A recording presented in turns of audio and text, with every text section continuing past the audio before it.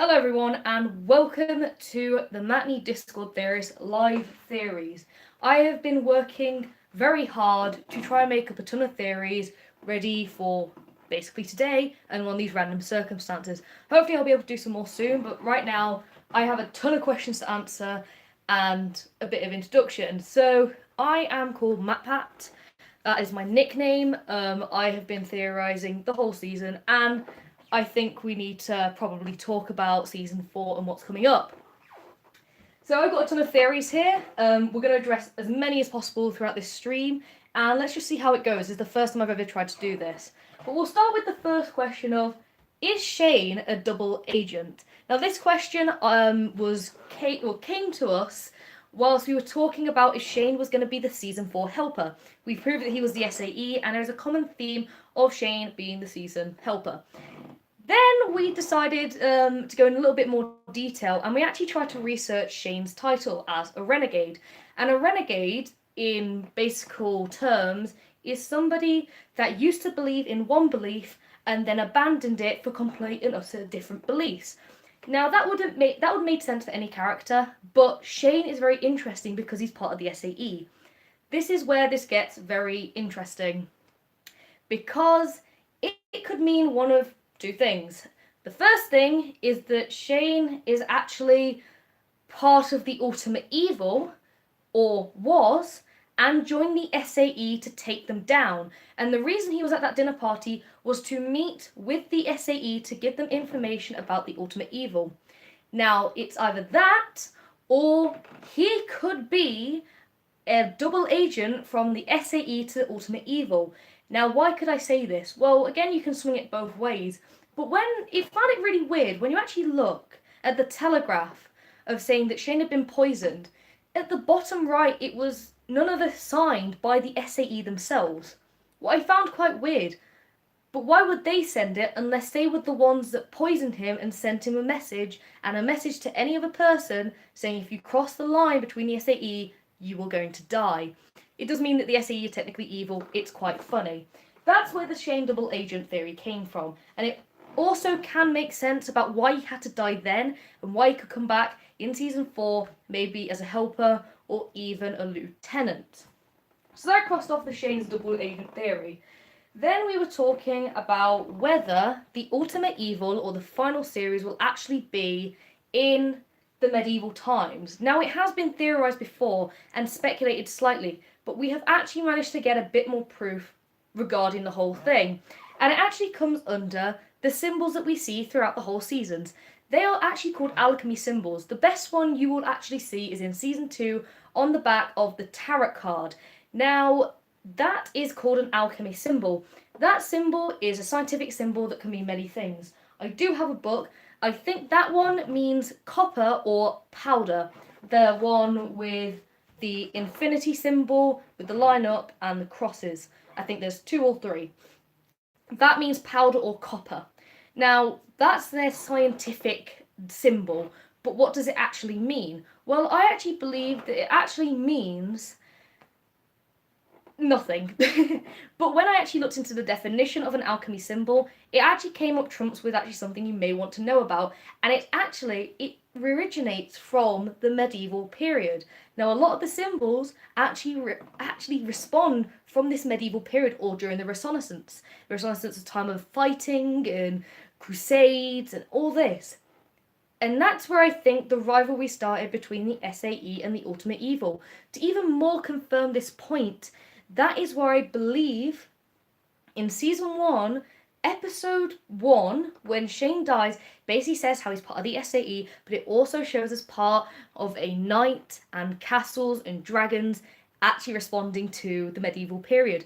Now, maybe at the end of the series, whatever last season, they will have to go back to the medieval period to take down the Ultimate Evil once and for all with the SAE's help.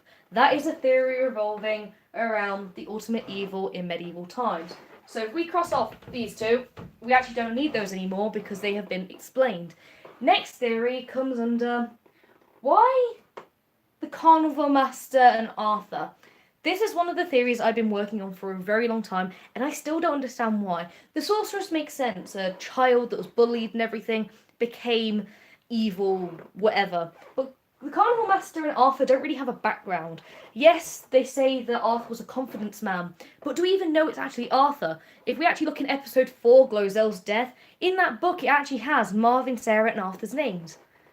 So if they're actually dead, then are Marvin, Sarah, and Arthur actually who they say they are? Please leave a comment if you can actually give me any more information about that. I have been working on that, I still don't understand. And the Carnival Master, he has a child. He can't have a child like that and it be human unless he was human at one stage. Again, I can't tell you why. We don't have too much background about the Carnival Master and who he used to be. But he was a human at one stage, of course, because he said he went to Walmart to buy one of the artifacts. No human would go into Walmart. No human. No monster would go into Walmart. I'm British. Walmart's not my thing. So that kind of crosses out sort of why Arthur and the Carnival Master, but yet I still can't answer it. The next theory about the end of season objects, the crown, the deed, and the crystal. Speculation, a lot of it, about what they could mean, of course, except from some years of the house.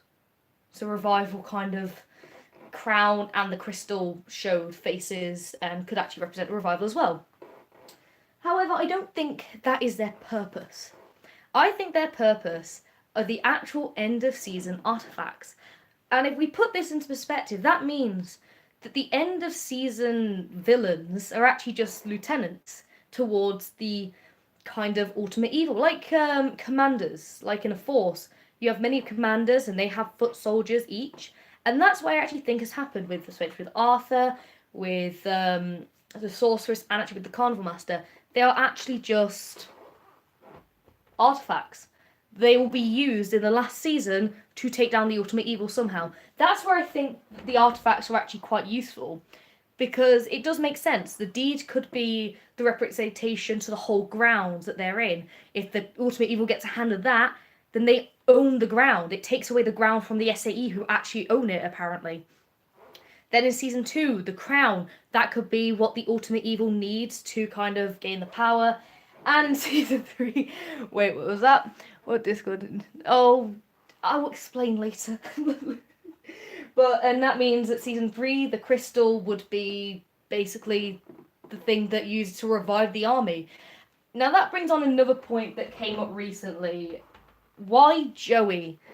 Now I still can't answer why Joey, but I think for the sake of the plot, I may have an explanation. The basic explanation is that Joey was mind controlled by Arthur, like in season 2 with the sorceress and Joey, but Joey had no idea, and he still doesn't have any idea exactly why he can slowly get there, but it's actually proven in real life that you can hypnotize people to forget one thing and actually put into another dimension. And in this case, basically, Arthur's taken out all the memories of why he actually got there and implanted it with, oh, my distant cousin relative owns the house. What sounds a bit weird from Joey, because does he actually have that far of a bloodline? I don't know. But that could be the reason why Joey. And if he forgot about then, maybe throughout the last seasons, he may actually understand more. But I'm not going to get into that. I don't understand it myself. Okay, so portals. This is actually quite an interesting one. And it's about how Joey makes it from season 1, 2, and 3. And I have a bit more of an explanation on why I think it, but it doesn't make it necessarily correct. Now, at the end of season 1, in episode 11, about how to kill a YouTuber, Joey goes back to the house. Now, I believe Joey didn't really want to be there.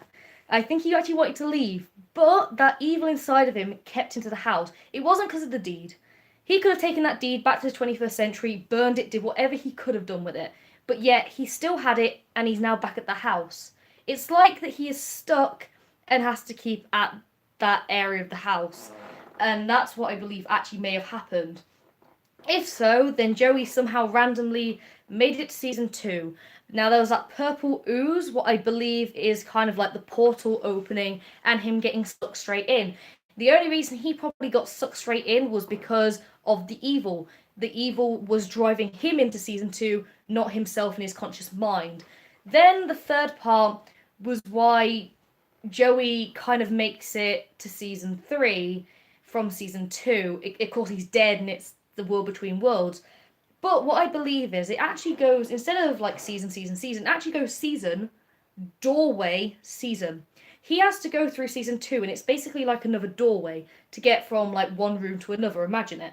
Season 2 is basically the doorway, like imagination sort of thing. And of course, I know he dies, but without that, he wouldn't have made it to season 3 because his job was over.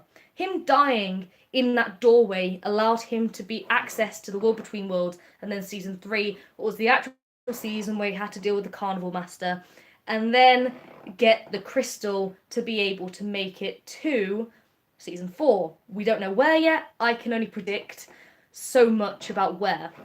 But that's what I believe. That season 2 is basically a doorway, and the portals are getting him there. And the portals are where the graveyard is in season 1, of course, the middle of the mansion in season 2, and actually the graveyard in season 3, or around that church area, because that graveyard was the portal that got all the zombies in, and it is basically now where Joey must probably have to go. That's where the theory comes from there. So that's the portals.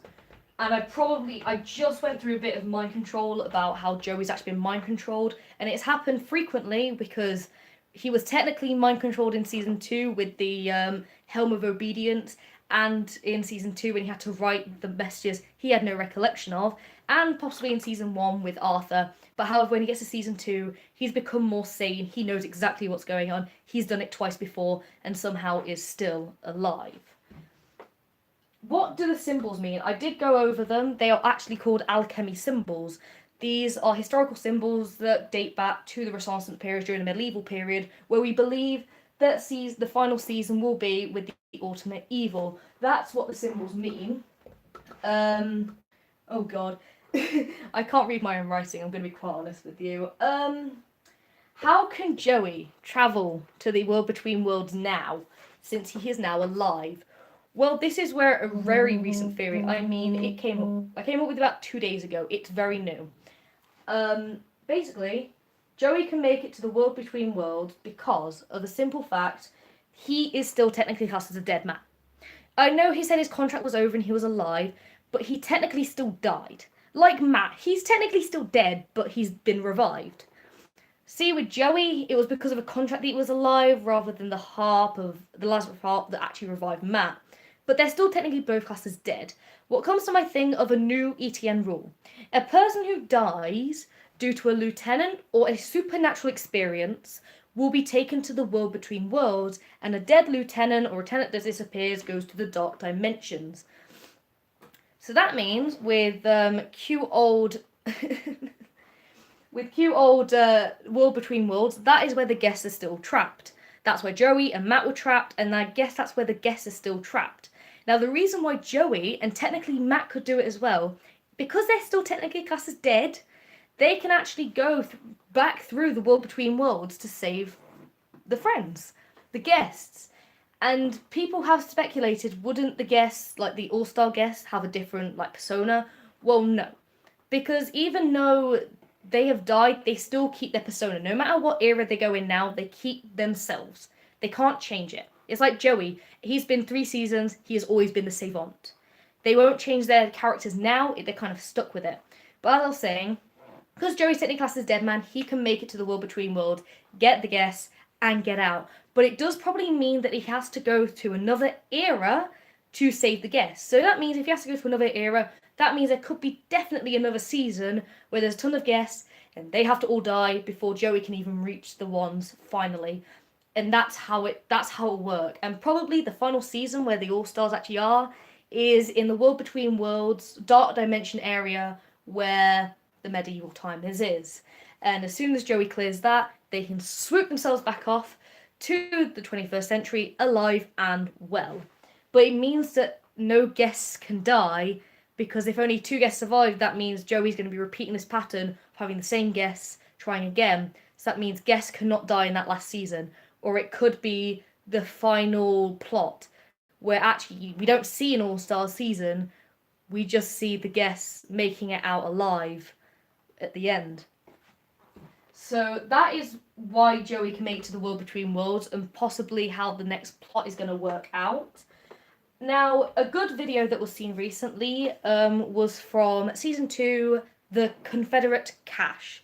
The evil man that I actually fell in love with and have been watching a lot recently. And I actually watched the episode a lot because it actually quite interests me about how it works. And also why Cash, who I think, was actually mind controlled as well by the sorceress. Because in Season 2, the episode 4, he was kind of more of a... Okay, he was an asshole as such. But he did try to help him. And his final words to the guests were, if you're going to be tangling with the sorceress, you better watch out. Why would he say that and then team up with the sorceress at the end to take all the crystals and the crown unless he was mind controlled by the sorceress?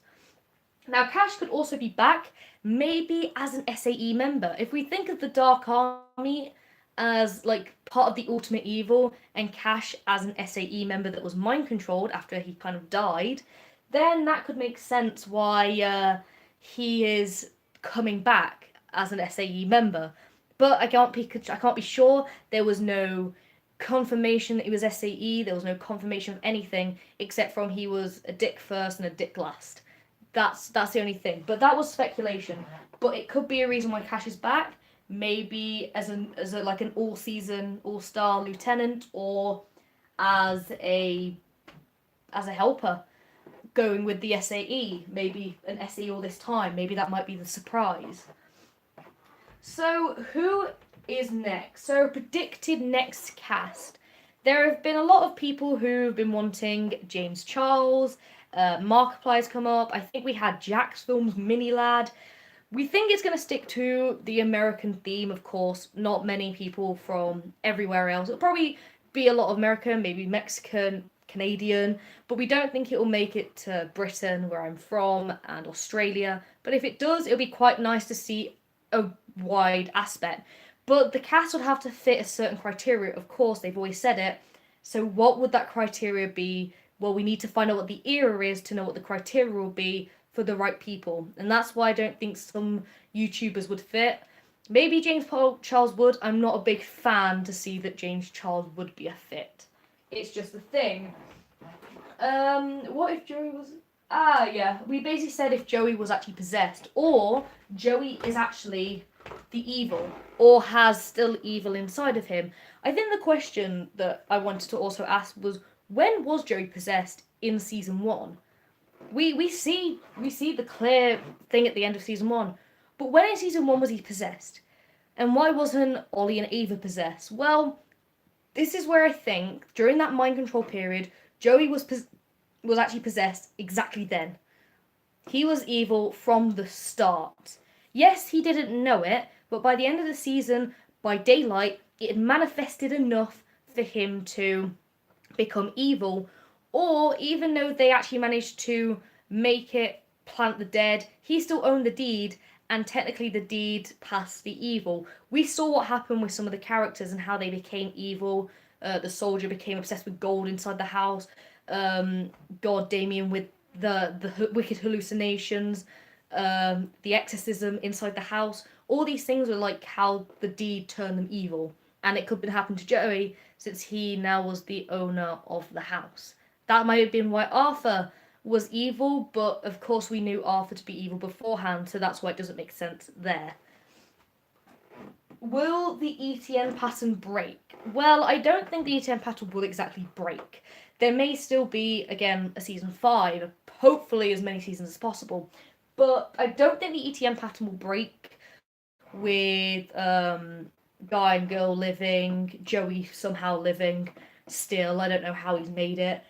But that gets me onto my final part. It's not exactly theories, it was a concept that I was thinking of, and why Eliza needed their help. The theory was that Season 4 was going to be a civil war. Doesn't matter what period, but a civil war between the guests. Because of course we know that Joey probably messed up a lot of guests. Liza was one that was definitely messed over. Glozell, Colleen, all these guests were actually screwed over by Joey somehow in the end. And it would be quite interesting to see a civil war of people that were for Joey living and for Joey coming to save them and all team Joey, happy, like Ro is a good example. Saf was actually a good example as well, because there was a cohort unit between Joey in season 3 and in season 1 as well, and season 2, compared to see the other guys that particularly on Joey's side. Maybe Alex and Lele, these people probably won't be on Joey's side, since in those 2 seasons, definitely, guess who died because of them. That is the theory, that there could be a civil war there, and that's why it would be quite interesting to see the All-Stars if they put, let's say, Lele and Matt together, if we bring like somebody like Glozell, or somebody full of drama like Daystorm versus Alex.